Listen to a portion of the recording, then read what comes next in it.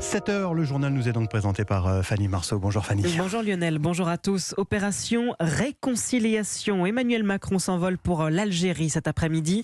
Après plusieurs mois de tensions entre nos deux pays, le chef de l'État veut refonder, développer la relation entre Paris et Alger. Visite essentiellement tournée selon l'Élysée vers la jeunesse et l'avenir, mais où les questions mémorielles et les échanges commerciaux auront une grande place. Bonjour Jacques Serret. Bonjour. Vous êtes l'envoyé spécial d'Europe 1 à Alger. Vous suivez ce déplacement du président de la République. Visite avec beaucoup d'enjeux. Oui, les sujets sont si nombreux que l'entretien du jour entre les deux dirigeants devrait durer au moins 1h30 selon le programme officiel. Au cœur de leurs échanges, le dossier des visas accordés par la France. Paris a ces derniers mois réduit de moitié le nombre d'autorisations accordées aux ressortissants algériens. En cause, le manque de coopération d'Alger pour faire revenir sur son sol ses citoyens en situation irrégulière en France. Mais aujourd'hui, Emmanuel Macron et Abdelmajid Tebboune veulent avancer, souligne-t-on du côté de l'Élysée. Autre enjeu, et pas des moindres, la crise énergétique, conséquence de la guerre en Ukraine et des sanctions européennes contre la Russie.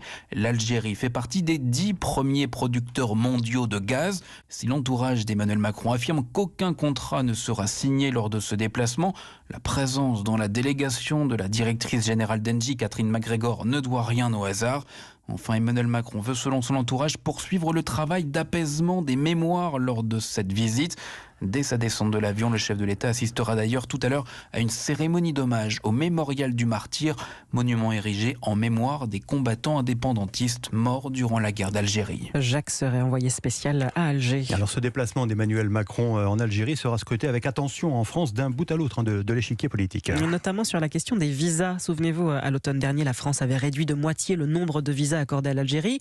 Réponse au refus algérien de délivrer des laissez-passer consulaires. C'est un document indispensable pour expulser les Algériens venus illégalement en France.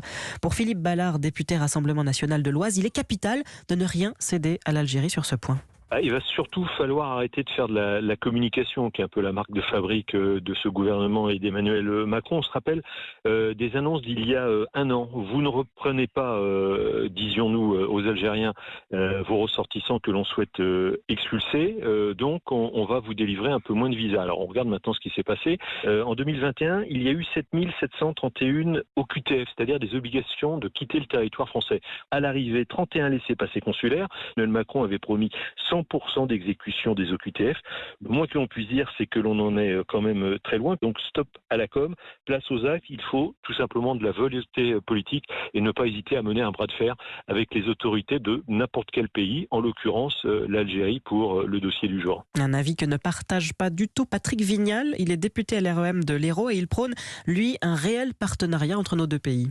Cette question est indispensable. Vous savez qu'aujourd'hui, on a décidé de réduire de 50% les visas algériens, tunisiens et marocains. L'idée, c'est quoi? C'est qu'on a besoin d'une immigration. Regardez, vous n'avez qu'à voir le nombre de médecins algériens qui viennent nous aider en France. Et moi, je le dis gentiment au Rassemblement national qui nous explique l'immigration zéro. On a besoin d'une immigration. Sauf qu'on a aussi besoin que quand des délinquants étrangers font des actions sur nos territoires, ils puissent être ramenés chez eux, alors qu'aujourd'hui, ce n'était pas le cas, puisqu'on n'a que 25% simplement de reconduite à la frontière. Donc, il faut un vrai pacte partenarial avec ces pays du Maghreb. Il faut qu'on soit en mesure, effectivement, de faire du donnant-donnant, du gagnant-gagnant.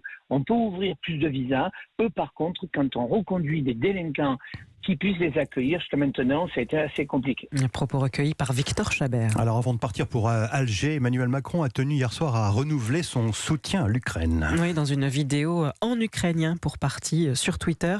Il a également annoncé le départ dans les prochains jours d'un bateau de fret humanitaire depuis Marseille vers l'Ukraine, à son bord des vivres et du matériel médical. Une aide indispensable évidemment, plus encore après les nouveaux bombardements d'hier dans l'est du pays. Et l'Ukraine s'attendait à une attaque violente. Elle avait raison. Hier, jour de la fête nationale ukrainienne, les Russes ont bombardé un train et des habitations à Tchaplin dans la région de Dnipro. Plus de 20 civils ont été tués selon le président Volodymyr Zelensky. En ce jour d'indépendance, nos pensées vont à Tchaplin.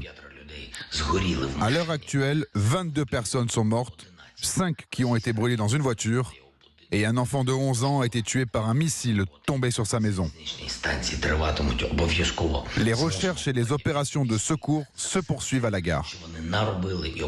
Nous ferons porter aux occupants toute la responsabilité de ce qu'ils ont fait. Et nous les chasserons de notre territoire.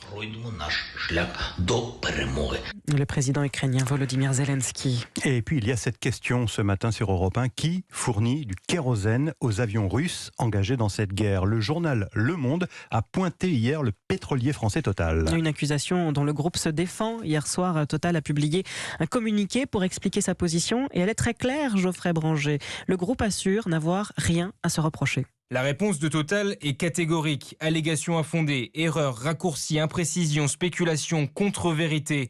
Le pétrolier français réfute avec force ces accusations, mais reconnaît tout de même être actionnaire minoritaire à 49% de la société Terneft Gaz, qui fournit effectivement du kérosène à l'armée russe, mais n'aurait aucun rôle opérationnel. C'est Novatek, l'actionnaire majoritaire russe, qui exploiterait cette société.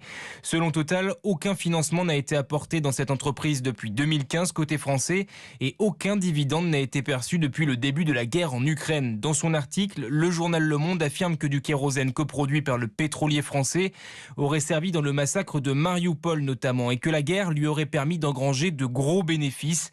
Total a annoncé ne pas exclure d'engager une action judiciaire pour protéger ses intérêts et sa réputation. Geoffrey Branger. Dans l'actualité à l'étranger également, cette annonce, on peut dire historique, de Joe Biden en faveur des étudiants américains. Tout à fait, un effacement partiel de leur dette, car aux États-Unis, faire ses études peut vous coûter 50 000 $. Un problème énorme pour les étudiants qui doivent rembourser encore des années après avoir quitté l'université.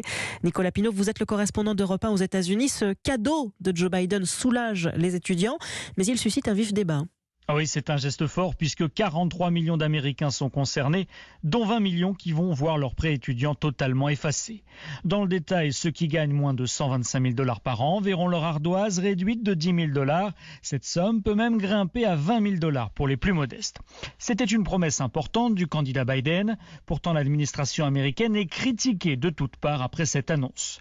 L'aile gauche du Parti démocrate estime que Joe Biden ne va pas assez loin, d'autant que le moratoire sur le paiement de tous les prêts étudiants qui avaient été instaurés pendant la crise du Covid va prendre fin dès le 1er janvier.